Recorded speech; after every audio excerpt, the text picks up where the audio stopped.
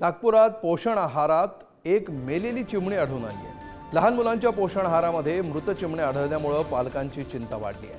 हा प्रकार नागपूरच्या पारशिवानी तालुक्यातल्या घाट रोहना या गावातला आहे। दरम्यान या प्रकरणी पोषण आहार पुरवठादारावर गुन्हा दाखल करण्याची मागणी ग्रामस्थांनी एका निवेदनाद्वारे केली आहे। समितीच्या मार्फत राज्य शासनाला आम्ही वारंवार तक्रारी करत आहोत की असा निकृष्ट दर्जाचा आहार ग्रामीण भागाच्या अंगणवाडीमध्ये गोरगरीब जनतेचे लेकरं शिकत असते, अशा लोकांना तुम्ही जर असा निकृष्ट दर्जाचा आहार देत असेल तर हे योग्य गोष्ट नाही आहे। परंतु राज्य शासनाने याकडे दुर्लक्ष केलेलं आहे आणि त्या कंत्राटदाराला पुरवठा करण्याकरिता कंटिन्यू केलेला आहे।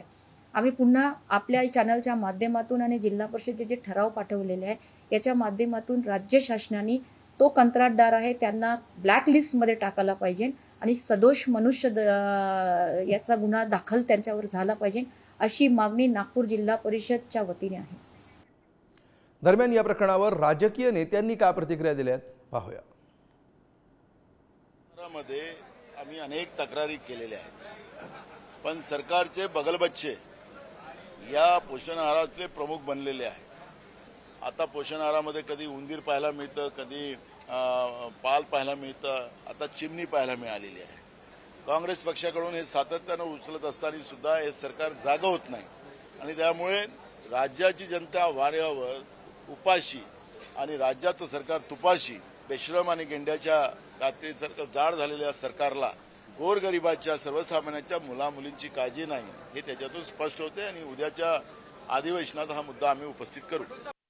लहान मुलांच्या आहारामध्ये जर अशा पद्धतीच्या घटना घडत असतील आणि या संपूर्ण अशा घटनेकडे जर शासनाचं दुर्लक्ष असेल ते अतिशय गंभीर म्हणजे अतिशय महत्वाचा विषय हा।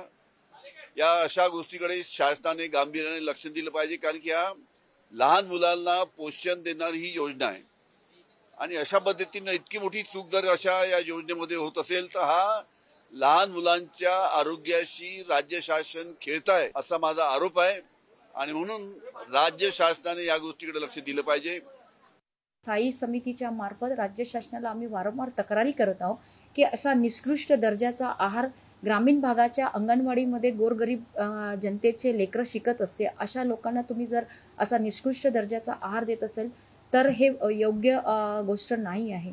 परंतु राज्य शासनाने याकडे दुर्लक्ष केलेलं आहे आणि त्या कंत्राटदाराला पुरवठा करण्याकरिता कंटिन्यू केलेला आहे।